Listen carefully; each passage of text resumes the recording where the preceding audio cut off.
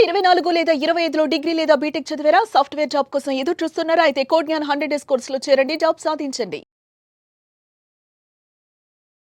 నమస్తే, welcome to Suman TV. నేను మీ anchor సిరి. So రీసెంట్గానే మేము చేసిన వరలక్ష్మి ఎపిసోడ్కి అయితే చాలా మంచి ఆదరణ ఇచ్చినందుకు చాలా చాలా ధన్యవాదాలు. అండ్ అదేవిధంగా చూస్తున్న ప్రతి ఒక్క ప్రేక్షకులకి వినాయక చవితి శుభాకాంక్షలు. అండ్ అదేవిధంగా ఈ వినాయక చవితి రోజు ప్రతి ఒక్కరు చిన్నపిల్లల నుంచి పెద్దోళ్ళ వరకు అంగరంగ వైభవంగా ఈ వినాయక చవితిని జరుపుకోవడం మనం చూస్తూ ఉంటాం. అండ్ ఈ 9 రోజులు మనం చేసుకోవాల్సిన పూజలు ఏ విధంగా ఉండాలి, అసలు పూజను స్టార్ట్ చేసేటప్పుడు మనం ఏమేం చేయాలి, వీటన్నిటి గురించి ఈ రోజు మనతో క్లియర్గా ఎక్స్ప్లెయిన్ చేయడానికి వేదిక ఆస్ట్రాలజర్ ఉమా గారు ఉన్నారు. అడిగి తెలుసుకునే ప్రయత్నం చేద్దాం. నమస్కారం ఉమా గారు. నమస్తే అమ్మా.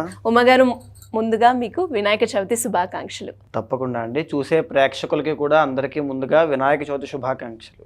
అండ్ అలాగే చాలా మంది కూడా, అంటే ఇక్కడున్న వాళ్ళైనా లేదు అంటే విదేశాల్లో ఉన్న వాళ్ళైనా వినాయక చవితి పండుగను సెలబ్రేట్ చేసుకునే సమయాల్లో వినాయకుని విగ్రహాన్ని ప్రతిష్ఠించే సమయం నుంచి మళ్ళీ తీసి నిమజ్జనం చేసే వరకు ఆచరించాల్సిన నియమాలు అలాగే పూజా పద్ధతి ఒక్కసారి క్లియర్గా. తప్పకుండా అండి. చాలామంది వినాయక చవితి అనేటువంటి ఉత్సవాన్ని 9 రోజులు చేసుకుంటూ ఉంటారు, 3 రోజులు చేసుకుంటూ ఉంటారు, 5 రోజులు చేసుకుంటారు, లేదు ఒక్కరోజే ఇంట్లో జరుపుకునే వాళ్ళు కూడా చాలామంది ఉంటారండి. అయితే ప్రతిరోజు కూడా షోడశోపచార పూజ అనేటువంటిది ఉంటే మొదటి రోజు వినాయక చవితి వ్రతము అనేటువంటిది ఉంటుంది. అంటే ఆ రోజున వ్రత కల్పం అనేటువంటిది ఉండి వ్రత కథ అనేటువంటి చదువుతారు. ఇవన్నీ కూడా స్పెషల్గా ఫస్ట్ డే ఉంటాయి. సో ఆ రోజులగాయతూ 9 రోజులు కూడా ఏ విధంగా స్వామిని ఆరాధన చేయాలి, ఏ నైవేద్యాలు సమర్పించాలి, ఏ పత్రాలు ఎలాంటి ఫలితాలు మనకి ఇస్తూ ఉంటాయి, అసలు ఈ వినాయక చవితి వ్రత కథ అనేటువంటిది మనకి ఏ సందేశాన్ని ఇస్తుంది అనేటువంటిది ఇప్పుడు మనం జరిగే కార్యక్రమంలో చూద్దాం. తప్పకుండా ఉమా గారు. ముందుగా మనము పూజని స్టార్ట్ చేయాలి అంటే ఏ దాంతో మనం మొదలు పెట్టొచ్చు అంటారు? ముందు దీపారాధనతో దేన్నైనా మనం స్టార్ట్ చేయాలండి. దీపము అనేటువంటిది కేవలం ఆ ప్రక్రియ అంతా కూడా మనలో ఉండేటువంటి అజ్ఞానాన్ని పారద్రోలి మనకి జ్ఞాన సంపదని కలిగించేలా చేస్తుంది అని చెప్పడానికి సంకేతంగా మనం దీపాన్ని మనం ప్రారంభం చేయాలి. దీపారాధన చేయండి. ఓం గణానాన్త్వా గణపతిం హవామహే కవిం కవీనాముపమశ్రవస్తమం జ్యేష్ఠరాజం బ్రహ్మణాం బ్రహ్మణస్పత ఆనశృణ్వన్నోతిభిः सीदसाधनं ఓం ప్రణో దేవీ సరస్వతి వాజేభిర్వాజినీవతి ధీనామవిత్రగవతు గురుర్బ్రహ్మా గురుర్విష్ణు గురుర్దేవో మహేశ్వరః గురుర్ సాక్షాత్ పరం బ్రహ్మ తస్మై శ్రీ గురవే నమః. ఆ దీపం దగ్గర పుష్పం అక్షతలు వేసి నమస్కారం చేసుకోండి అమ్మా. సాధ్యం త్రివర్తి సంయుక్తం వహ్నినా యోజితం ప్రియం గృహాణమంగళం దీపం త్రైలోక్యతిమిరాపహం భక్త్యా దీపం ప్రగచ్ఛామి దేవాయ పరమాత్మనే త్రాహి మాం నరకాద్ ఘోరా దివ్యజ్యోతిర్నమోస్తుతే సాక్షాత్ దీపం దర్శయామి. ఇలా దీపానికి నమస్కారం చేసుకున్న తర్వాత ఇప్పుడు ఆచమనం చేయాలి. ఆచమనం చేయకుండా ముందే ఏంటి అంటే ఆ ఉద్ధరణితో నీళ్ళు తీసుకోండి. మీ బొటన వేలు దాంట్లో ముంచి ఈ ఉంగరం వేలు దీంతో కలిపి మీ మీద జల్లుకోండి. ఓం అపవిత్రః పవిత్రో వా సర్వావస్థాంగతోపి వా యస్మరేత్ పుండరీకాక్షా సబాహ్యాభ్యంతరశుచిః పుండరీకాక్షాత్ పుండరీకాక్షాత్ పుండరీకాక్షాయ నమః. ఓం ఆచమ్యా. ఓం కేశవాయ స్వాహ నారాయణాయ స్వాహ నారాయణాయ నమః మాధవాయ నమః గోవిందా విష్ణు మధుసూదనా త్రివిక్రమా వామనా శ్రీధర చేయగడుకున్నారా గోవిందా విష్ణు మధుసూదనా త్రివిక్రమా వామనా శ్రీధర ఋషికేశ పద్మనాభా దామోదరా సంకర్షణ వాసుదేవా ప్రద్యుమ్నా నిరుద్ధ పురుషోత్తమా ధోక్షజ నారసింహాచ్యుతా జనార్దన ఉపేంద్ర హరగే శ్రీకృష్ణాయ నమః. శ్రీకృష్ణ పరబ్రహ్మణే నమో నమః. శివో నామ రూపాభ్యాం యా దేవీ సర్వమంగళాః త్రయోత్స్మం స్మరణాం పుంసాం సర్వతో జయమంగళం లాభస్తేషాం జయస్తేషాం కృతస్తేషాం పరాభవః येषां विन्देवरस्यां हृदयस्थो जनार्दनः आपदामुपहर्तारं दातारं सर्वसम्पदां लोकाभिरामं श्रीरामं भूयो भूयो नमाम्यहं. सर्वमङ्गलमाङ्गल्ये शिवे सर्वार्धसाधके शरण्ये त्र्यम्बके देवी नारायणि नमोस्तुते. శ్రీలక్ష్మీనారాయణాభ్యాం నమః. అక్షతలు తీసుకుని 5 సార్లుగా వినాయకుడి మీద వేయండి. శ్రీ లక్ష్మీనారాయణాభ్యాం నమః. ఉమామహేశ్వరాభ్యాం నమః. వాణీ హిరణ్యగర్భాభ్యాం నమః. శుచి పురందరాభ్యాం నమః. అరుంధతి వశిష్టాభ్యాం నమః. శ్రీ సీతారామాభ్యాం నమః. సర్వేభ్యో మహాజనేభ్యో బ్రాహ్మణేభ్యో ఒక 2 అక్షతలు నా మీద వేయండి. అయం ముహూర్తోస్తు శుభముహూర్తోస్తు. అక్షతలు తీసుకుని వాసన చూసి ఎడం పక్క వేసుకోండి. ఉత్తిష్టంతో భూత పిశాచాః ఏతే భూమిభారకాః ఏతేషాం అవిరోధేన బ్రహ్మకర్మ సమారభే. స్ట్రైట్గా కూర్చుని ఊపిరి లోపల తీసుకుని ప్రాణాయామం చేయండి. ఎడం వైపు నుంచి ఊపిరి తీసుకోండి. ఓం భూః ఓం భువః ఓం శువః ఓమాపో జ్యోతిరసోమృతం బ్రహ్మభూర్భువస్సువరోం మమ అనుకుని నమస్కారం చేసుకోండి. ఉపాత్తాధృతక్షే ద్వారా పరమేశ్వరముద్యస్య పరమేశ్వర ప్రీత్యర్థం శుభే శోభనేర్ముహూర్తే శ్రీ మహావిష్ణురాజ్ఞయా ప్రవర్తమానస్య అద్య బ్రహ్మణాః ద్వితీయపరార్ధే శ్వేతవరాహకల్పే వయోశ్వతమన్వంతరే కలియుగే ప్రథమపాదే జంబూద్వీపే భరతవర్షే భరతఖండే మేరోః దక్షిణదిగ్భాగే శ్రీశైలస్య వాయువ్యప్రదేశే కృష్ణా గోదావరియోర్మధ్యదేశే పరమేశ్వరసన్నిధోऽస్మిన్ వర్తమాన వ్యవహారిక చాంద్రమానేన స్వస్తి శ్రీ విశ్వావసూనామ సంవత్సరే దక్షిణాయనే వర్షఋతౌ భాద్రపదమాసే శుక్లపక్షే చవిత్యాయాం తిథౌ సౌమ్యవాసరే శుభనక్షత్రే శుభయోగే శుభకరణ ఏవం గుణ విశేషణ విశిష్టాయాం శుభతిథౌ శ్రీమాన్ పరమశివగోత్రస్యాఖిలాండకోటి బ్రహ్మాండనాయకస్య నిర్గుణ నిరంజన నిర్వికల్ప నిరామయ నిరాక్షాత పంచారుషేయ ప్రవరాన్విత వరసిద్ధి వినాయక స్వామిన్ దేవతాముద్యస్య వరసిద్ధి వినాయక స్వామిన్ దేవతా ప్రీత్యర్థం అస్యజమానస్యాః. మీ గోత్రం అండి? ముద్దునూరు గోత్రం. ముదునూరి గోత్రోద్భవస్య కృష్ణారావు నామధేయస్య ధర్మపత్ని సమేతస్య వసుధా నామధేయస్య శిరీషా నామధేయస్య అంతే కదండి. సహ కుటుంబానాం విశ్లావత్ గోత్రం.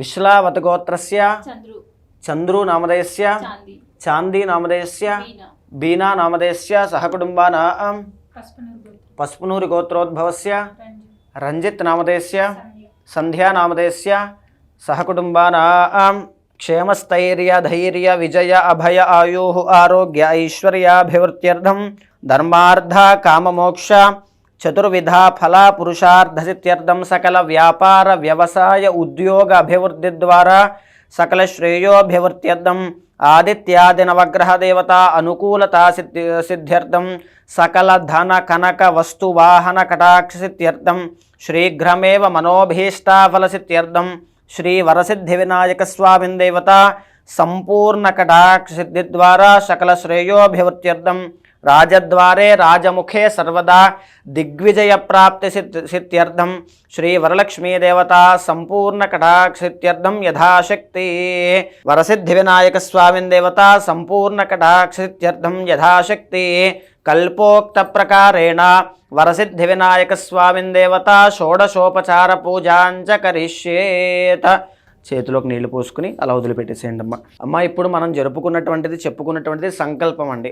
మనం ఎవరము, మనం ఎక్కడి ఉన్నాము, భారతదేశంలో భరతఖండంలో శ్వేతవరాహ కల్పంలో కలియుగంలో ఇలా ఫలానా వంశంలో నేను పుట్టి ఫలానా తల్లిదండ్రులకు నేను జన్మించి ఈ కార్యము ఈ భగవంతుడిని చేస్తూ నేను ఎలాంటి కోరిక గలవాడినై నేను చేస్తూ ఉన్నాను అనేటువంటిది ఏం చేస్తూ ఉన్నాను. వరసిద్ధి వినాయక స్వామిన్ దేవత కల్పోక్త ప్రకారేణ ఏదైతే కల్పము చెప్పబడి ఉందో వ్రతకల్పము ఆ ప్రకారముగా నేను షోడశోపచార పూజ అనేటువంటిది ఆచరించబోతున్నాను, ఆచరిస్తాను అనేటువంటి సంకల్పాన్ని నీళ్ళు వదిలిపెట్టామమ్మ.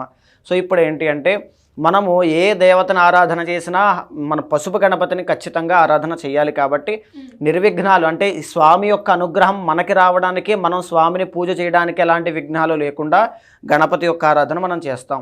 ఆదౌ నిర్విఘ్నేన పరిసమాప్త్యర్థం శ్రీ మహాగణాధిపతి పూజాంచ కరిష్యేత. మళ్ళీ నీళ్ళు వదిలిపెట్టేసేయండి.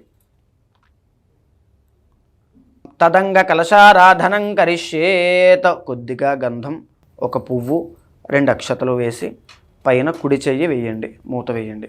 ఓం ఆ కలశేషు ధావతే పవిత్రే పరిశిష్యతే ఉత్తైర్యజ్ఞేషు వర్ధతే కలశస్య ముఖే విష్ణుః కంఠే రుద్రసమాశ్రితాః మూలే తత్ర స్థితోద్బ్రహ్మ మధ్యే మాతృగణాః స్మృతాః కుక్షౌ తు సాగరాः సర్వే సప్తద్వీపా వసుంధరా అగ్వేదోదయజుర్వేదः సామవేదో హ్యదర్వణः అంగైశ్చ కలశాः సర్వే కలశా అమృతమాశ్రితాః.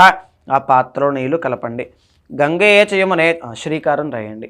ఒక తమలపాకుతో కానీ ఉద్ధరణితో కానీ ఓం గంగే చ యమునే చైవ గోదావరి సరస్వతే నర్మదే సింధు కావేరే జలే అస్మిన్ సన్నిధం కురు కావేరీ తుంగభద్రా చ కృష్ణవేణీ చ గౌతమి భాగీరథీ చ విఖ్యాతాః పంచగంగా ప్రకీర్తః ఆయాంతు దురితక్షయకారక శ్రీ మహాగణాధిపతి పూజార్థం మమ దురితక్షయకారక పూజా ద్రవ్యాన్ని చ సంప్రోక్ష. ఈ పూజా ద్రవ్యాలన్నిటి మీద నీళ్లు చల్లండి. దేవం సంప్రోక్ష గణపతి మీద చల్లండి. ఆత్మానంచ సంప్రోక్ష మీ మీద చల్లుకోండి, వాళ్ళ మీద చల్లండి. ఆత్మానం ప్రత్యారాధయేత్ పుష్పం అక్షతలు తీసుకోండి. ఓం శుక్లాంబరధరం విష్ణుం శశివర్ణం చతుర్భుజం ప్రసన్నవదనం ధ్యాయేత్ సర్వవిఘ్నోపశాంతయేత్. అగజానన పద్మార్కం గజానన మహర్నిశం అనేకదంతం భక్తానాం ఏకదంతముపాస్మహే. శ్రీ మహాగణపతయే నమః. ధ్యాయామి ధ్యానం సమర్పయామి. విరళాక్షతలు వేయండి. ఓం అసునీతే పునరస్మాసో చక్షుః పునః ప్రాణమహినో దేహి భోగం జోక్పక్షేమ సూర్యముచ్చరన్ తమనుమతే మృడయాన స్వస్తి. శ్రీ మహాగణపతయే నమః. ఆవాహయామి ఆసనం సమర్పయామి. విరళాక్షతలు వేయండి. 3 సార్లు ఆకుతో నీళ్లు చల్లండి. పాదయోః పాద్యం హస్తయోః అర్ఘ్యం ముఖే ఆచమనీయం సమర్పయామి స్నపయామి. మరలా ఒకసారి చల్లండి. ఆపోహిష్టామయో భవస్థానవోర్జేత ధాతనామహేర్నాగజక్షుషే యో వశివతమోరసస్తస్య భాజయతే హనః ఉషతీరివ మాతరః తస్మా అరంగమామవో యస్య క్షయా గజన్వథ. ఆపో జనయధాచనః శుద్ధోదక స్నానం సమర్పయామి. పుష్పాక్షతలు వేయండి. వస్త్రార్థం పుష్పాక్షతాన్ సమర్పయామి. అక్షతలలో వేస్తూ ఉండండి. యజ్ఞోపవీతార్థం అక్షతాన్ సమర్పయామి. శ్రీగంధార్థం అక్షతాన్ సమర్పయామి. ఓం సుముఖాయ నమః. పుష్పాలతోనూ ఆ గరికతోనూ కాస్త పూజ చేస్తూ ఉండండి పసుపు గణపతికి. ఓం సుముఖాయ నమః. ఏకదంతాయ నమః. కపిలాయ నమః. గజకర్ణికాయ నమః. లంబోదరాయ నమః. వికటాయ నమః. విఘ్నరాజాయ నమః. వినాయకాయ నమః. ధూమకేతవే నమః. గణాధ్యక్షాయ నమః. ఫాలచంద్రాయ నమః. గజాననాయ నమః. వక్రతుండాయ నమః. శూర్పకర్ణాయ నమః. హేరంబాయ నమః. స్కందపూర్వజాయ నమః. సర్వసిద్ధిప్రదాయకాయ నమః. ఓం శ్రీ మహాగణపతయే నమః. నానావిధ పరిమళపత్రపుష్పాక్షతాన్ సమర్పయామి. ధూపం వనస్పత్యుర్భవేర్దివ్యై నానాగంధై సుసంయుతం ఆగ్రే సర్వదేవానాం ధూపోయం ప్రతిగృహ్యతాం. ధూపమాగ్రాపయామి. ఆ వెలుగుతున్న దీపానికి నమస్కారం చేసుకోండమ్మా. ప్రత్యక్ష దీపం దర్శయామి. ధూపదీపానంతరే శుద్ధ ఆచమనీయం సమర్పయామి. నైవేద్యం దధాతి. ఓం ప్రోక్ష్యా ప్రశిష్యాత్ పుండరీకాక్షాత్ పుండరీకాక్షాయ నమః. ఓం శ్రీ మహాగణపతయే నమః. అవసరార్థం యథాభాగ ఆ ఖర్జూర ఫలసహిత గుడోపహార నివేదయామి. 5 సార్లు చూపించండి. ఓం ప్రణాయ స్వాహ. ఓం అపానాయ స్వాహ. ఓం వ్యానాయ స్వాహ. ఓం ఉదానాయ స్వాహ. ఓం సమానాయ స్వాహ. మధ్యే మధ్యే పానీయం సమర్పయామి. హస్తౌ ప్రక్షాళయామి. పాదో ప్రక్షాళయామి. శుద్ధ ఆచమనీయం సమర్పయామి. తాంబూలం పూగే ఫలైశ్చ కర్పూరైర్నాగవల్లీ దళైరుతం ముక్త్యా చూర్ణేన సమాయుక్తః తాంబూలం ప్రతిగృహ్యతాం. తాంబూలం సమర్పయామి. నీరాజనం కర్పూరం వెలిగించండి. సాధ్యం. ఓం అఘోరేభ్యో దఘోరేభ్యో ఘోరఘోరతరేభ్యః సర్వేభ్యః సర్వసర్వేభ్యో నమస్తే అస్తు రుద్రరూపేభ్యః. ఆనందకర్పూర దివ్యమంగళ నీరాజనం సమర్పయామి. నీరాజనానంతరే శుద్ధ ఆచమనీయం సమర్పయామి. హర నమః పార్వతీసుత నమోస్తుతే.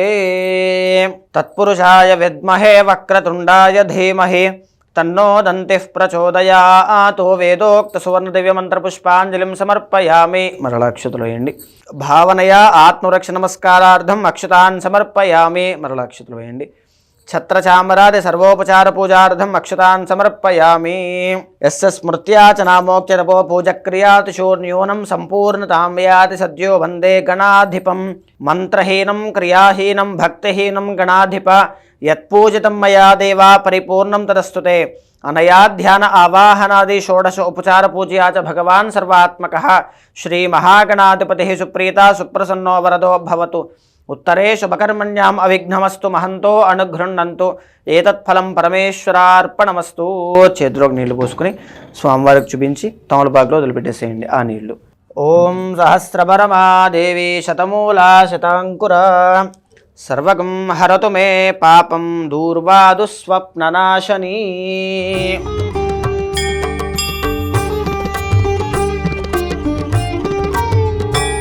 సో చూశారు కదండి, ఇది పసుపు గణపతిని మనం ఆరాధన చేసుకునేటువంటి విధానము. అయితే ఎక్కువ సమయం పట్టకుండా మనం సూక్ష్మంగా ముందుకు వెళ్ళిపోయాం. షోడశోపచార పూజ అనేటువంటిది ఇక్కడి నుంచి ప్రధానమైనటువంటి వరసిద్ధి వినాయక వ్రతకల్పం ప్రారంభం అవుతుంది. అందరూ శ్రద్ధగా దర్శనం చేసుకుంటూ మీరు ఫాలో అవుతూ ఉండండి. సో ఇప్పుడు స్వామిని ఆ పసుపు గణపతిని ఒకసారి పైకెత్తి నమస్కారం చేసుకుని కింద పెట్టేసేయండి అమ్మ. యజ్ఞేన యజ్ఞమగజంత దేవాస్తాని ధర్మాని ప్రథమాన్యాసంతే హనాకం మహిమానశ్చదంతే యత్ర పూర్వే సాధ్యాస్తంతి దేవాః గణపతిం యథాస్థాన ప్రవేశయామి శోభనార్థే క్షేమాయ పునరాగమనాయ చ. ఇప్పుడు పుష్పం అక్షతలు తీసుకోండి. ఇప్పుడు నుంచి మనం ఈ స్వామిని అర్చన చేయాలండి.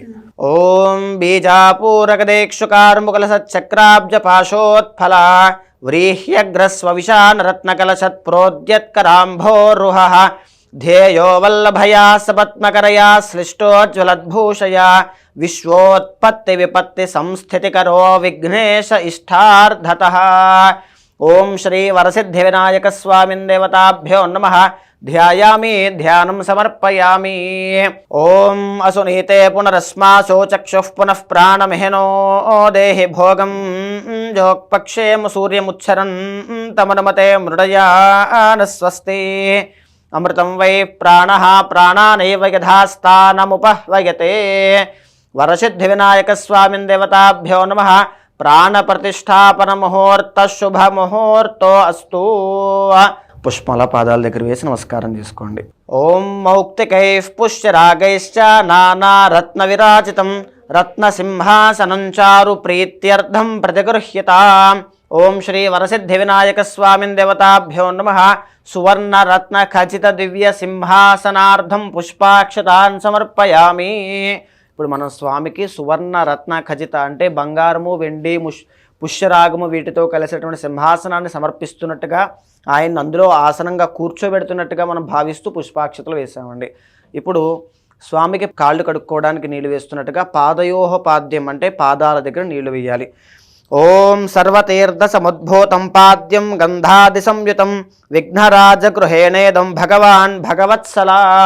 వరసిద్ధి వినాయక స్వామిన్ దేవతాభ్యో నమః. పాదయోహ పాద్యం సమర్పయామి. అర్ఘ్యంచ ఫల సంయుక్తం గంధ పుష్పాక్షతైర్యుతం గణాధ్యక్ష నమస్తేస్తు గృహాణ కరుణానిధే హస్తయోః అర్ఘ్యం సమర్పయామి. ఓం వినాయక నమస్తుభ్యం త్రిదశైరభివందిత గంగోదకేన శుద్ధేన శీఘ్రమాచమనం కురు. ఓం శ్రీ వరసిద్ధి వినాయక స్వామినే నమః. ముఖే ఆచమనీయం సమర్పయామి. సో మీరు ఒకవేళ పంచామృతాలు పాలు పెరుగు తేనె పంచదార ఆవు నెయ్యి అరటిపండు కలిపినటువంటి మిశ్రమాన్ని పంచామృతాలు అంటాము. ఒకవేళ పంచామృతాలు ఉంటే మీ ఇంటి దగ్గర లభ్యమైతే ఖచ్చితంగా ఇది చూస్తూనే పంచామృతాలకు మీరు అభిషేకం చేసుకోవచ్చు దాంతో. సో మీరు గంగాజలం అనేటువంటిది చేస్తూ ఉండండి. ఓం లం నమస్తే గణపతయే త్వమేవ ప్రత్యక్షం తత్వమసి త్వమేవ కేవలం కర్తాసి త్వమేవ కేవలం ధర్తాసి త్వమేవ కేవలం హర్తాసి త్వమేవ సర్వం ఖల్విదం బ్రహ్మాసి త్వం సాక్షాదాత్మాసి నిత్యం అర్థం వచ్మి సత్యం వచ్మి అవత్వం మాం అవవక్తారం అవశ్రోతారం అవదాతారం అవధాతారం అవానూచాన్నమవశిష్యం అవపశ్చాత్తాతో అవపురస్తాతో అవోత్తరాత్తాతో అవదక్షిణాత్తాతో అవచోర్ధ్వాత్తాతో అవాధరాత్తాతో సర్వతో మాం పాహి పాహి సమంతాత్. త్వం వాంగ్మయస్త్వం చిన్మయః త్వమానందమయస్త్వం బ్రహ్మమయః త్వం సచ్చిదానందాద్వితీయోసి త్వం ప్రత్యక్షం బ్రహ్మాసి త్వం జ్ఞానతో విజ్ఞానమయోసి సర్వం జగదిదం త్వత్తో జాయతే సర్వం జగదిదం త్వత్వస్థిష్ఠతి సర్వం జగదిదం త్వయిలయమేష్యతి సర్వం జగదిదం త్వగి ప్రత్యేతి త్వం భూమిరాపో నలో నిలో నభః త్వం చత్వారి వాక్పదాని త్వం గుణత్రయాతీతః త్వం కాలత్రయాతీతః త్వం మూలాధారే స్థితోऽసి నిత్యం త్వం శక్తిత్రయాత్మకः త్వాం యోగినో ధ్యాయంతి నిత్యం త్వం బ్రహ్మా త్వం విష్ణుస్త్వం రుద్రస్త్వమింద్రస్త్వం అగ్నిస్త్వం వాయుస్త్వం సూర్యస్త్వం చంద్రమాస్త్వం బ్రహ్మభూర్భువస్సు వరోం.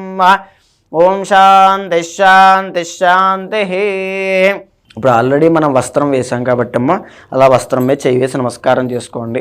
అభివస్త్రాసువసనాన్యరుషాభిజేనో సుదూకాః పూయమానః అభిచంద్రాభర్తవేనో హిరణ్యాభ్యస్వానో రథినో దేవసోమ వస్త్రయుగ్మం సమర్పయామి. తర్వాత యజ్ఞోపవీతం అండి. ఆ గరికమాల స్వామివారికి వేయండి. ఓం యజ్ఞోపవీతం పరమం పవిత్రం ప్రజాపతేర్యత్ సహజం పురస్తాతు ఆయుష్యమగ్రియం ప్రతిమం చ శుభ్రం యజ్ఞోపవీతం బలమస్తు తేజః. ఓం శ్రీ వరసిద్ధి వినాయక స్వామిన్ దేవతాభ్యో నమః. యజ్ఞోపవీతార్థం పుష్పమాలాన్ సమర్పయామి. యజ్ఞోపవీతార్థం దూర్వాయుగ్మమాలాన్ సమర్పయామి. తర్వాత అక్షతలు వేయండమ్మ. ఆయనేతే పరాయనే దూర్వారోహంతు పుష్పిణీ హృదాశ్చ పుండరీకాని సముద్రస్య గృహాయిమే. ఉమాగారు, అంటే చాలా వరకు గణేశుని పూజ చేసేటప్పుడు మీ గరిక దగ్గర అనేటువంటిది ఏమున్నా లేకున్నా ప్రకృతిలో గరిక పెట్టిన భాగమైనటువంటిది, స్వామి వారికి చాలా తేలికగా ఇష్టం అని చెప్తూ తెచ్చుకునేటువంటిదమ్మా. ఉంటారు. దూర్వా గరికకున్న యుగ్మము విశిష్టత అంటారంటే, అంటే రెండు రకాల గరికలు ఉంటాయి. దర్భలతో స్వామిని అర్చించవచ్చు, తర్వాత ఈ యొక్క గరికతో కూడా స్వామిని అర్చించవచ్చు. అది స్వామివారికి చాలా ప్రీతిపాత్రమైనటువంటిది. అయితే చాలామందికి దుస్వప్నములు, పీడకలలు అనేటువంటివి వస్తూ ఉంటాయి. లేకపోతే నెగిటివ్ ఎనర్జీ ఉంటూ ఉంటుంది ఇంట్లో. యాంగ్జైటీ, డిప్రెషన్ ఇలాంటివి చాలా ఎక్కువగా ఉంటాయండి. సో అలాంటి వాళ్ళు స్వామిని వినాయక చవితి నాడు పూజ చేసినటువంటి గరికను తీసుకుని తలగడ కింద పెట్టుకుని పడుకున్నా, లేదా బీరువాలో పెట్టుకున్నా, లేకపోతే చెవిలో పెట్టుకుని పడుకున్నా, ఎక్కడైనా సరే ఆ దుస్వప్నములు అనేటువంటివి తొలగిపోతాయమ్మ. సహస్రపరమాదేవి శతమూలా శతాంకుర సర్వగం హరతుమే పాపం దూర్వా దుస్వప్ననాశిని. దూర్వా అంటే గరిక అండి. దుస్వప్ననాశిని అంటే గరిక. ఆ స్వామిని పూజ చేసినటువంటి గరిక ధరించడం దుస్వప్నాలన్నీ కూడా నాశనం అయిపోతాయి. దుస్వప్నము అంటే కేవలం కలలు మాత్రమే కాదండి, మన యొక్క భయాలు, లేకపోతే జరగబోయేటువంటి ఆపదలు ఇవన్నీ కూడా తొలగిపోతాయి అని అర్థం అండి. సో గరికకి చాలా ప్రాధాన్యత ఉంది. మీ దగ్గర ఏమున్నా లేకపోయినా 21 పత్రాల్లో గరిక అనేటువంటిది ఉండేలా చూసుకోండి. సో ఇక్కడ స్వామివారికి అంగపూజ అనేటువంటిది జరుగుతుందండి. అంగపూజ అంటే ఏంటి అంటే స్వామివారి యొక్క అవయవాలని మనం ఒక్కొక్క అవయవాన్ని ఒక్కొక్క పత్రంతో పూజ చేస్తూ ఉంటాం అన్నమాట. సో నేను చదువుతూ ఉంటాను, మీరు పత్రాలతో పూజ చేస్తూ ఉండండి అమ్మ. ఓం గణేశాయ నమః పాదౌ పూజయామి. ఏకదంతాయ నమః గుల్భౌ పూజయామి. ఓం విఘ్నేశ్వరాయ నమః జానుని పూజయామి. అఖువాహనాయ నమః ఊరు పూజయామి. ఓం హేరంబాయ నమః కటిం పూజయామి. ఓం కామరిసూనవే నమః నాభిం పూజయామి. ఓం లంబోదరాయ నమః ఉదరం పూజయామి. ఓం గౌరీసుతాయ నమః స్తనౌ పూజయామి. ఓం గణనాథాయ నమః నాభిం పూజయామి. ఓం పాశహస్తాయ నమః హస్తౌ పూజయామి. ఓం గణేశాయ నమః హృదయం పూజయామి. ఓం స్థూలకంఠాయ నమః కంఠం పూజయామి. ఓం స్కంధాగ్రజాయ నమః స్కంధౌ పూజయామి. ఓం గజవక్త్రాయ నమః వక్త్రం పూజయామి. ఓం విఘ్నహంత్రే నమః నేత్రం పూజయామి. ఓం శూర్పకర్ణాయ నమః కర్ణౌ పూజయామి. ఓం ఫాలచంద్రాయ నమః లలాటం పూజయామి. ఓం సర్వేశ్వరాయ నమః శిరః పూజయామి. ఓం శ్రీ మహాగణాధిపతయే నమః సర్వాణ్యంగాని పూజయామి. ఈ అంగపూజ అనేటువంటిది దేనికి చేస్తామంటే అమ్మ, ఎలా అయితే స్వామివారిని మనం ఆ అవయవాలను తలుచుకుంటూ చేస్తూ ఉన్నామో, అలాగే నాయన నా అవయవాలని కూడా, నా శరీరాన్ని కూడా ఏ క్లేశములు అంటే కష్టములు అంటే ఆరోగ్య సమస్యలు, యాక్సిడెంట్లు ఇలాంటివి రాకుండా నన్ను కాపాడమని కోరుకునేటువంటి రక్షణే ఈ అంగపూజ. సో తప్పకుండా ఆరోగ్య సమస్యలు ఉన్న వాళ్ళు ఇది తప్పకుండా చేసుకోండి. అయితే 21 పత్ర పూజ అండి. ఈ పత్రములు అనేటువంటివి స్వామివారికి చాలా ప్రీతిపాత్రమైనవి. స్వామివారి కేవలం మనం పంచభక్ష పరవాన్నాలు పెట్టినా స్వీకరించినటువంటి ఆయన భక్తితో ఒక పత్రాన్ని సమర్పిస్తే చాలు, ఆయన స్వీకరిస్తారు. ఉమాగారు, మీరు అన్నట్టుగానే వినాయకునికి సంబంధించి పూజ చేసే ప్రాసెస్లో 21 పత్రాలు అనేవి చాలా ప్రాముఖ్యత చెప్తూ ఉంటారు. ఇంతకీ ఆ 21 పత్రాలు ఏంటి, వాటి వల్ల మనకి ఎలాంటి లాభాలు పొందుతామంటారు? తప్పకుండా అమ్మ. స్వామివారు ప్రకృతి ప్రియులండి. అంటే స్వామివారిని మనం పూజించాలి అంటే ఏ పదార్థాన్ని తీసుకోండి, మట్టి గణపతితో మనం స్టార్ట్ చేసి ప్రకృతిలో భాగమైనటువంటి అంతర్లీనంగా ఉండేటువంటి విశ్వశక్తిని పూజ చేస్తూ విశ్వశక్తిని మనం ఇంక్లూడ్ చేస్తూనే పాలవెల్లి అనేటువంటిది కడతామండి. పాలపుంత అంటాము, మిల్కీ వే గ్యాలక్సీ మనది. సో దానికి సంకేతంగా విశ్వంలో ఉండేటువంటి బ్రహ్మాండాలకి ఒక సంకేతంగా బ్రహ్మాండ నాయకుడు, అఖిలాండ కోటి బ్రహ్మాండ నాయకుడిగా ఆయన పూజ చేస్తూ ఆ బ్రహ్మాండాలకి సంకేతంగా ఈ ఫ్రూట్స్ అనేటువంటి పళ్ళు అనేటువంటివి కట్టి మన జీవితం కూడా అలాగనే ఫ్రూట్ఫుల్గా అంటే శుభవంతంగా ఉండాలి అని చెప్పి కోరుకుంటూ స్వామివారికి సంకేతంగా అది మనం కడతామండి. తర్వాత ఏంటి అంటే ఈ ప్రకృతిలో భాగమైనటువంటి స్వామివారు ఆ పత్రములు 21 పత్రములు అంటే 21 అనేటువంటి సంఖ్య స్వామివారికి చాలా కనెక్టివిటీ ఉంటుందండి. 21 నైవేద్యాలు, 21 పత్రాలు, 21 నామాలు, 16 నామాలు, ఇలా కొన్ని ప్రత్యేకమైనటువంటి వాటికి ఉన్న విశేషత ఉంది. అలాగనే ఈ 21 పత్రాలతో ఎవరైతే పూజ చేస్తారో ఆదిత్యాది నవగ్రహ దోషాలు, అష్టదిక్పాలక దోషాలు కానీ, శాపములు కానీ, వాళ్ళకుండే ఆరోగ్య సమస్యలు కానీ ఏమున్నా సరే అవన్నీ తొలగిపోతాయమ్మా. సో ఇక్కడ ఒక్కొక్క పత్రాన్ని నేను చదువుతూ మీకు చెబుతూ నేను చెప్తూ ఉంటాను. సో మీరు చేస్తూ ఉండండి. అలాగే అమ్మగారు. ఓం సుముఖాయ నమః మాచీ పత్రం పూజయామి. ఓం గణాధిపాయ నమః బృహతే పత్రం పూజయామి. ఓం ఉమాపుత్రాయ నమః బిల్వపత్రం పూజయామి. ఓం గజాననాయ నమః దూర్వాయుగ్మం పూజయామి. ఓం హరసూనవే నమః దత్తూరపత్రం పూజయామి. ఓం లంబోదరాయ నమః బదరీపత్రం పూజయామి. ఓం గుహాగ్రజాయ నమః అపమార్గపత్రం పూజయామి. ఓం గజకర్ణాయ నమః తులసీపత్రం పూజయామి. ఓం భిన్నదంతాయ నమః విష్ణుక్రాంతపత్రం పూజయామి. ఓం వటవే నమః దాడిమీపత్రం పూజయామి. ఓం సర్వేశ్వరాయ నమః దేవదారుపత్రం పూజయామి. ఓం ఫాలచంద్రాయ నమః మరువకపత్రం పూజయామి. ఓం సురాగ్రజాయ నమః సింధువారపత్రం పూజయామి. ఓం శూర్పకర్ణాయ నమః జాజీపత్రం పూజయామి. ఓం సురపూజితాయ నమః గండకీపత్రం పూజయామి. ఓం ఇభవక్త్రాయ నమః శమీపత్రం పూజయామి. ఓం వినాయకాయ నమః అశ్వత్థపత్రం పూజయామి. ఓం సురసేవితాయ నమః అర్జునపత్రం పూజయామి.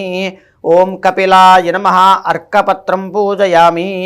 ఓం కుమారగురవే నమః చూతపత్రం పూజయామి. ఓం సర్వసిద్ధిప్రదాయ నమః కపిత్థపత్రం పూజయామి. ఓం గణేశ్వరాయ నమః 21 పత్రాన్ని పూజయామి. సో ఇక్కడ పత్రి పూజ అనేటువంటిది కంప్లీట్ అయిందమ్మా. ఇప్పుడు అష్టోత్తర పూజ అనేటువంటి జరుగుతుంది. అయితే చాలామంది ఒక మంచి ప్రశ్న అడిగారు ఇందాక సిరి గారు, కలశ స్థాపన అనేటువంటి విషయంలో మీరు 9 రోజులు కనుక ఆరాధన చేయాలి అనుకుంటే తప్పకుండా కలశ స్థాపన చేసుకుని 9 రోజులు కదపకుండా ఆ కలశాన్ని సంరక్షణ చేస్తూ ఎవరూ తాకకుండా ఏ ఇబ్బంది రాకుండా పడిపోకుండా దాన్ని కాపాడుకుంటూ జాగ్రత్తగా చేసుకోవచ్చు.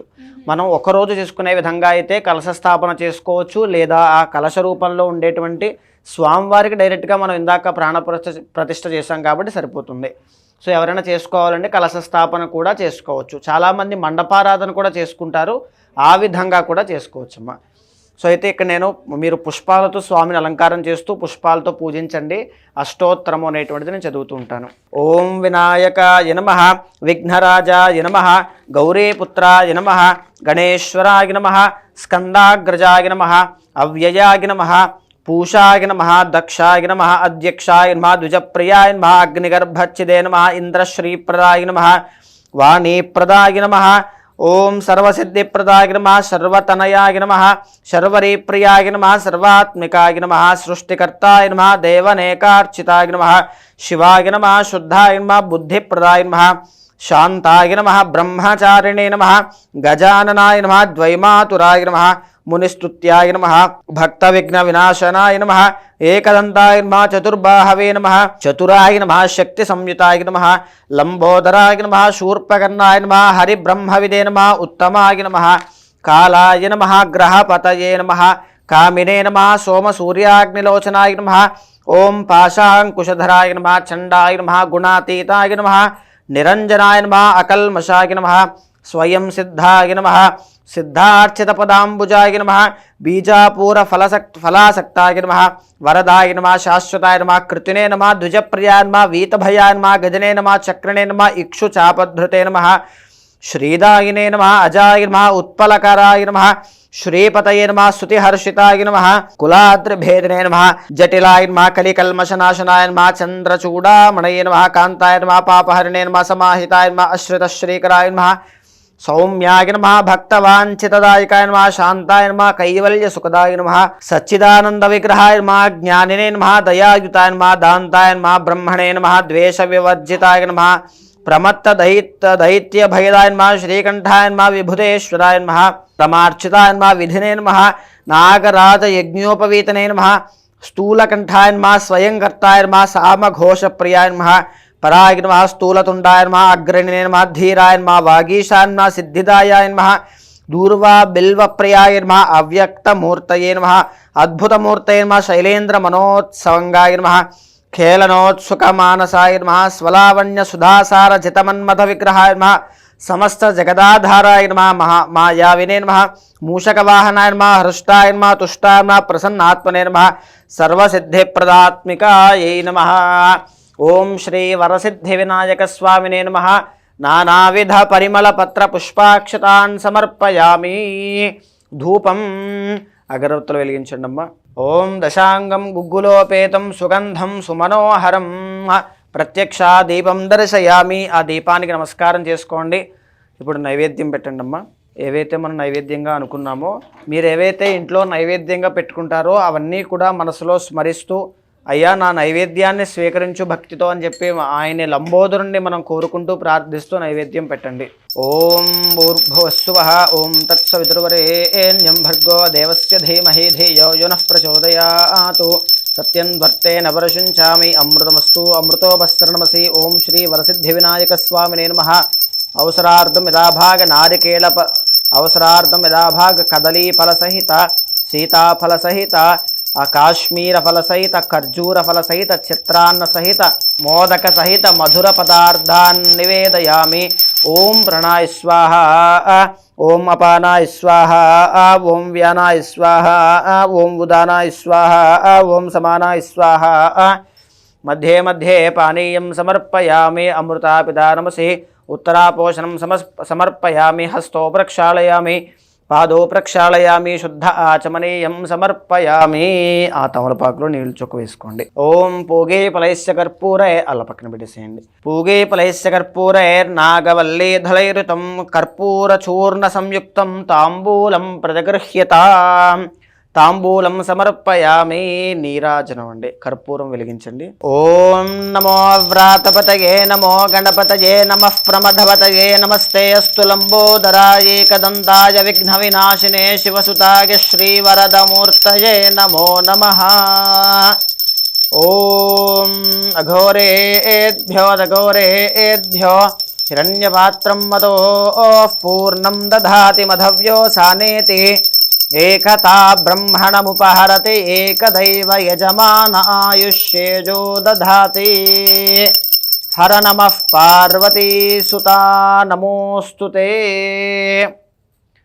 జై బోలో గణేష్ మహారాజ్ కీ జై సుముఖశ్చ ఏకదంతశ్చ కపిలో గజగర్ణిక లంబోదరశ్చ వికటో విఘ్నరాజో గణాధిప ధూమకేతుర్గణాధ్యక్షః పాలచంద్రో గజానన వక్రతుండ శూర్పకర్ణో హేరంబస్కందపూర్వజ షోడశైతాని నామాని యః పఠేషు నియాతపి విద్యారంభే వివాహే చ ప్రవేశే నిర్ఘ్రమే తదా సంగ్రామే సర్వకార్యేషు విఘ్నస్తస్య న జాయతే తత్పురుషాయ విద్మహే వక్రతుండాయ ధీమహి తన్నో దంతిః ప్రచోదయాతు వేదోక్త సువర్ణ దివ్య మంత్ర పుష్పాంజలిం సమర్పయామి అక్షతలు వేయండి ప్రదక్షిణ చేస్తున్నానని భావన చేస్తూ వేయండి భావనయా ఆత్మవృక్ష నమస్కారాన్ సమర్పయామి మరో 4-5 సార్లు అక్షతలు వేయండి ఛత్ర చామరాది సర్వోపచార పూజార్థం నమస్కారాన్ సమర్పయామి సో ఇలాగా నీరాజన మంత్రపుష్పాలన్నీ సమర్పించుకున్న తర్వాత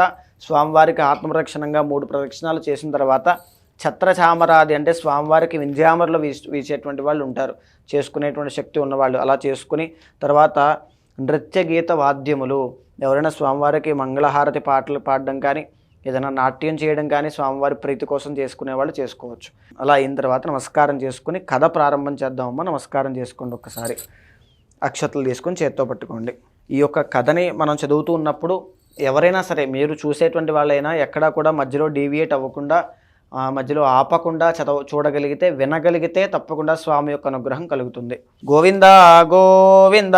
సూత మహాముని శౌనకాది మునులకు విఘ్నేశ్వరోత్పత్తి చంద్రదర్శన దోష కారణము దాని నివారణ గురించి ఈ విధంగా చెప్పసాగిను. పూర్వకాలంలో గజాసురుడనే రాక్షస రాజుకి ఇచ్చిన వరం వల్ల శివుడు గజాసురుని హృదయంలో ఉండిపోయాడు. శివుని జాడ తెలియక ముల్లోకాలు తల్లడిల్లిపోయాయి. కైలాసంలో పార్వతీదేవి కూడా భర్త జాడ తెలియక ఎంతో ఆవేదన పడుచుండెను. కొంతకాలమునకు గజాసురుని హృదయం నందు ఉన్న విషయం తెలుసుకుని బ్రహ్మ విష్ణువులు గంగిరెద్దుల వాని వేషంలో గజాసురుని వద్దకు వెళ్ళి ఆటపాటలతో మెప్పించగా ఆ గజాసురుడు ఎంతో సంతోషించి ఏం వరం కావాలో కోరుకోమన్నాడు. అందుక గంగిరెద్దుల వేషంలో ఉన్న బ్రహ్మ విష్ణువులు గజాసుర, పరమశివుడు లేక ముల్లోకాలు అల్లాడిపోతున్నవి, నీవు నీ హృదయంలో ఉన్న శివుడిని మాకిమ్మని కోరుకున్నారు. మాట తప్పని గజాసురుడు సరే అన్నాడు. నంది తన కొమ్ములతో గజాసురుని పొట్ట చీల్చి శివుణ్ణి బయటికి తెప్పించారు. అంతటా ఆ గజాసురుడు పరమేశ్వరుడితో, దేవా, నీవు నా శిరస్సునకు గణ్యత చేకూర్చు, నీవు నా చర్మము ధరించాలని వరం కోరుకోగా అందుకు అంగీకరించాడు పరమేశ్వరుడు. ఇక్కడ ఏంటంటే అమ్మా, చాలామందికి ఉన్నటువంటి ప్రశ్న ఏమిటి అంటే ఆ యొక్క వినాయకుడి యొక్క తల నరికిన తర్వాత శివుడు ఆవేశంలో ఆ ఏనుగు తల పెట్టడానికి కారణం ఏంటి, ఏ మామూలు తల పెట్టవచ్చు కదా అనేటువంటి క్వశ్చన్ చాలామందికి వస్తుందండి. ఇక్కడ గజాసురుడు అనేటువంటి ఆయన పరమశివ భక్తుడు. ఆయన అడిగితే ముల్లోకాలని పార్వతీదేవిని కైలాసాన్ని కూడా వదిలేసి శివుడు ఆయన హృదయంలో ఉండిపోతాడు, గజాసురుడు యొక్క హృదయంలో ఉదరంలో. సో ఎప్పుడైతే ముల్లోకాలు ఆయన లేక తలడిల్లిపోతున్నాయో మళ్ళా వీళ్ళు వెళ్ళి వరం అడగగా గంగిరెద్దుల వేషం వేసుకుని సో శివుడు బయటకు వచ్చిన తర్వాత ఆ భక్తి ఆయన మీద ఇంకా పోలేదు, గజాసురుడికి పోలేదు, ఆ వాత్సల్యం శివుడికి కూడా పోలేదు.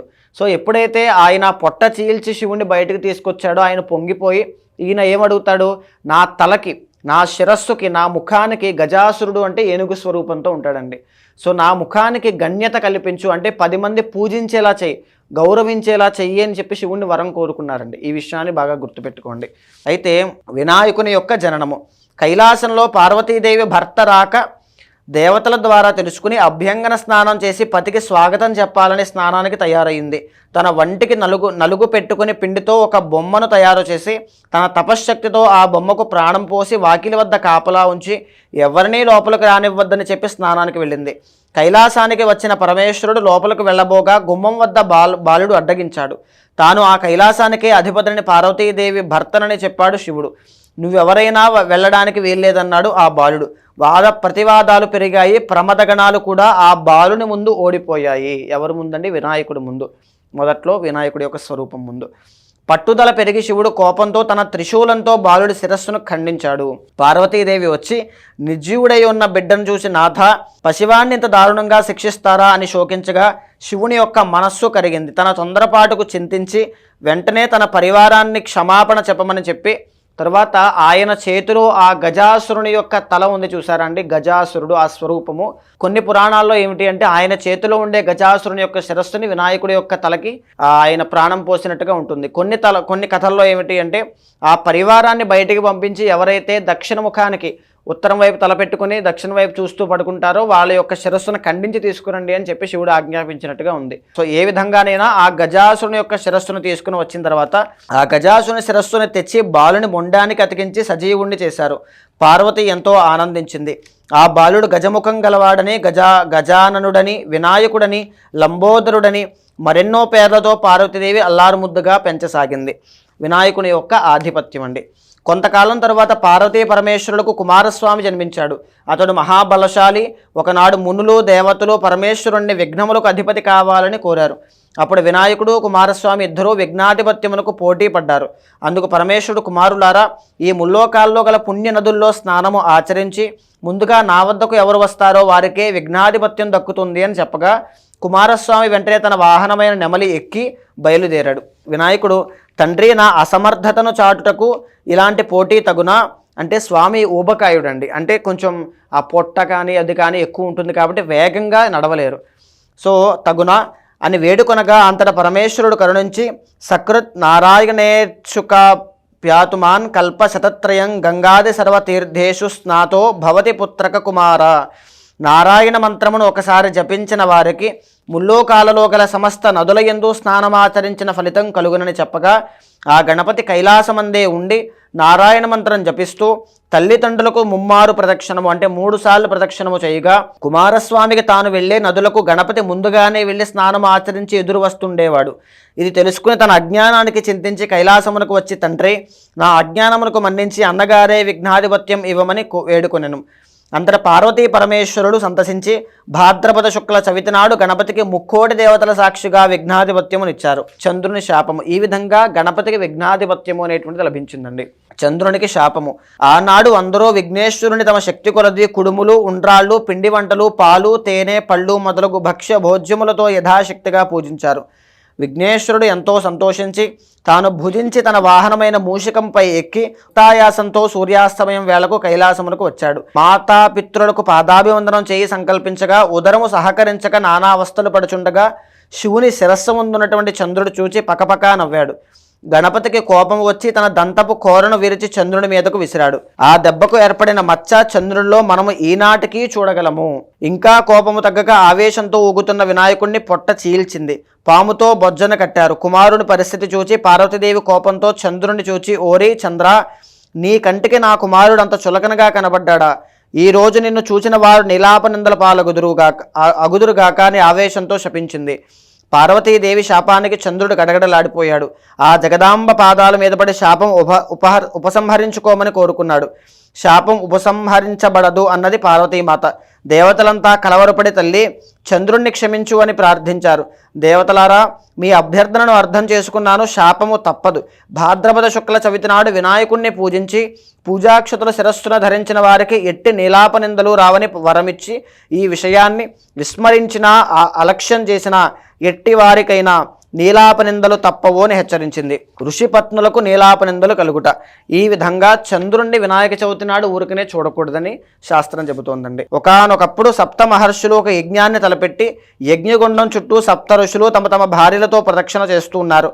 అలా ప్రదక్షిణ చేస్తున్న ఋషిపత్నులకు చూచి అగ్నిదేవుడు వారి పట్ల మోహితుడయ్యాడు. ఇది అగ్నిదేవుని భార్య స్వాహాదేవి గమనించి భర్త కోరికను తీర్చడానికి తాను అరుంధతి తప్ప మిగతా ఋషిపత్నుల రూపం ధరించి పతి కోరిక తీర్చింది. అగ్నిదేవునితో ఉన్నవారు తమ తమ భార్యలే అని ఋషులు కోపగించి వారిని వేడనాడారు. పార్వతి ఇచ్చిన శాపాన్ని మరచి ఋషిపత్నులు చంద్రుణ్ణి చూడడం వల్ల వారికి అపనింద కలిగినది. దేవతలు ఋషిపత్నులు దుస్థితిని పరమేశ్వరునికి చెప్పగా శివుడు జరిగిన దాన్ని ఋషులకు వివరించి వారిని సమాధానపరిచి ఋషిపత్నులను సంరక్షించాడు. శమంతకోపాఖ్యానము. పూర్వము శ్రీకృష్ణుడు కూడా పాలపాత్రలో చంద్రుణ్ణి చూసి నీలాపనిందలు పాలయ్యాడు. సత్రాజిత్తు అను రాజు సూర్యుడి అనుగ్రహం ద్వారా శమంతకమణిని పొందాడు. ఆ శమంతకమణి రోజుకు 1000 మణుగుల బంగారాన్ని ఇస్తుంది. ఆ మణిని తనకిమ్మని సత్రాజిత్తుకు శ్రీకృష్ణుడు కోరగా సత్రాజిత్తు అందుకు అంగీకరించలేదు. సత్రాజిత్తు తమ్ముడు ఒకనాడు ఆ శమంతకమణి హారాన్ని మెడలో ధరించి అడవికి వేటకు వెళ్ళాడు. అతన్ని ఒక సింహం సంహరించి ఆ హారాన్ని మాంసపు ముద్దగా భావించి అపహరించింది. సింహము వద్ద కల ఆ మణిని జాంబవంతుడు చూసి ఆ సింహాన్ని వధించి హారాన్ని తీసుకుని పోయాడు. శ్రీకృష్ణునే తన తమ్ముడిని చంపి శమంతకమణిని అపహరించాడని సత్రాజిత్తు తలచి లోకమంతా ప్రచారం చేశాడు. ఆ వార్త శ్రీకృష్ణుడు తెలుసుకుని తనకి నీలాపనింద పాలపాత్రలో చంద్రుణ్ణి చూడడం వల్ల కలిగిందని తెలుసుకున్నాడు. ఆ నింద నుండి బయటపడడానికి శమంతకమణిని వెతకడానికి అడవికి వెళ్ళాడు. అక్కడ గల సింహం జాంబవంతుల అడుగుజాడలను చూచి వాటిని అనుసరించి జాంబవంతుని గుహకు వెళ్ళాడు. ఆ గుహలో ఉయ్యాలకు వేలాడుతున్న శమంతకమణిని చూసి దాన్ని తీసుకొనబోగా జాంబవంతుడు వచ్చి శ్రీకృష్ణుడితో యుద్ధానికి దిగాడు. అహోరాత్రాలు హోరాహోరిగా తలపడి 18 రోజులు యుద్ధం చేశారు. ఇన్ని రోజులు తనతో అలసిపోకుండా యుద్ధం చేసినది శ్రీరామచంద్రుడేనని గ్రహించి జాంబవంతుడు శమంతకమణి శ్రీకృష్ణుడికి ఇచ్చి తన కుమార్తెకు జాంబవతితో కూడా వివాహం చేశాడు. శ్రీకృష్ణుడు ద్వారకకు వచ్చి సత్రాజిత్తును పిలిచి జరిగిన విషయాన్ని చెప్పి ఆ శమంతకమణిని అతనికి ఇచ్చాడు. సత్రాజిత్తు తన తొందరపాటును తెలుసుకున్నవాడై పశ్చాత్తాపముతో ఆ మణిని ఆ మణితో పాటు తన కుమార్తెకు సత్యభామని కూడా శ్రీకృష్ణునికిచ్చి వివాహం చేశాడు.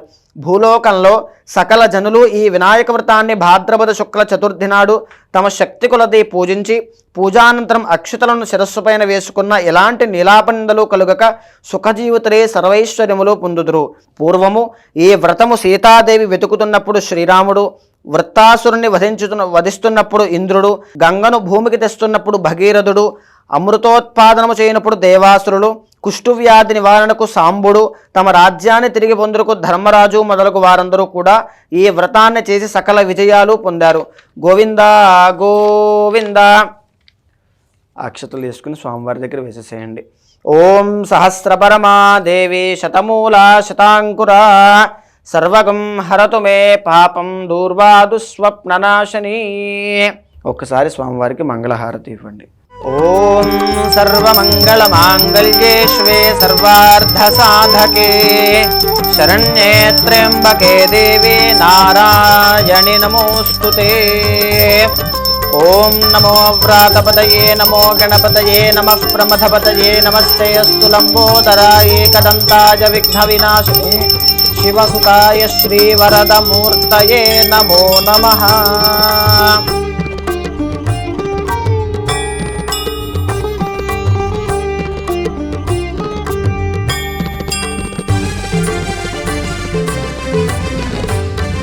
సో ఇలా వ్రతకథ అంతా పూర్తయిన తర్వాత స్వామివారికి మంగళహారతి సమర్పించిన తర్వాత మనం ఏదైనా సరే భక్తి లోపం కానీ శక్తి లోపం కానీ క్రియలోపం కానీ ఏదైనా తెలుసో తెలియకో మంత్రంలో స్వరములు కానీ లేకపోతే వాక్యములు కానీ ఏదైనా తప్పి స్వామివారికి అపచారం జరిగి ఉంటే కనుక ఆ అపచారములన్నీ కూడా నన్ను క్షమించు నాయన అని చెప్పి మనస్ఫూర్తిగా స్వామివారికి నమస్కారం చేసుకున్న తర్వాత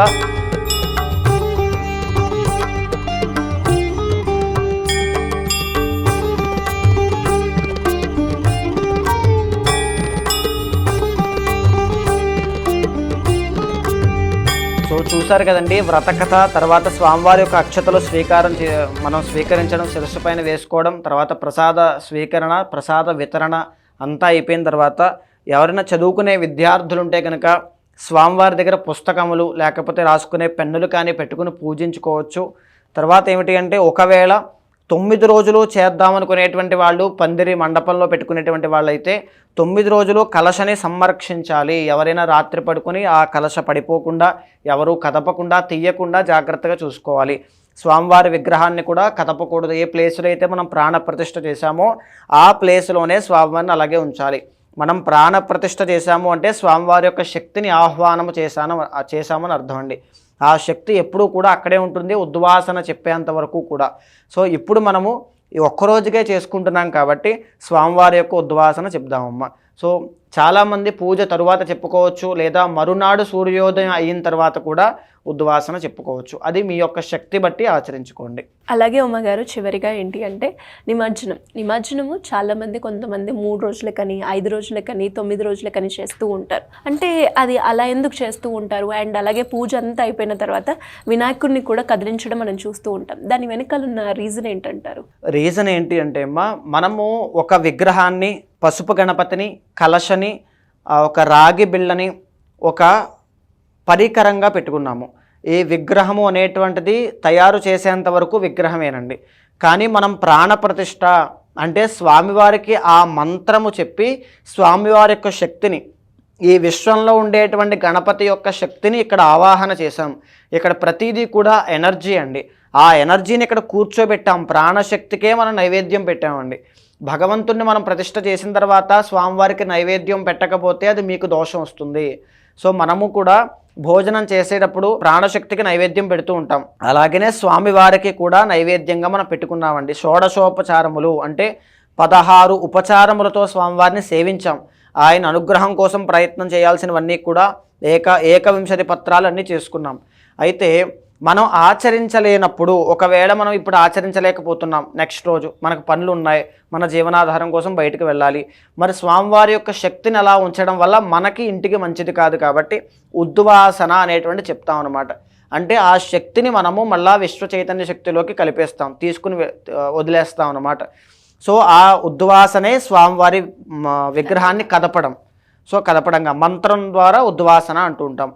ఈ నిమజ్జనము అనేటువంటిది ఏంటి అంటే సాధారణంగా నిమజ్జనము అనేటువంటిది విగ్రహాలు చేస్తూ ఉంటాం, అది మట్టి విగ్రహాలు చేయాలని చెప్పి శాస్త్రం ఉంది.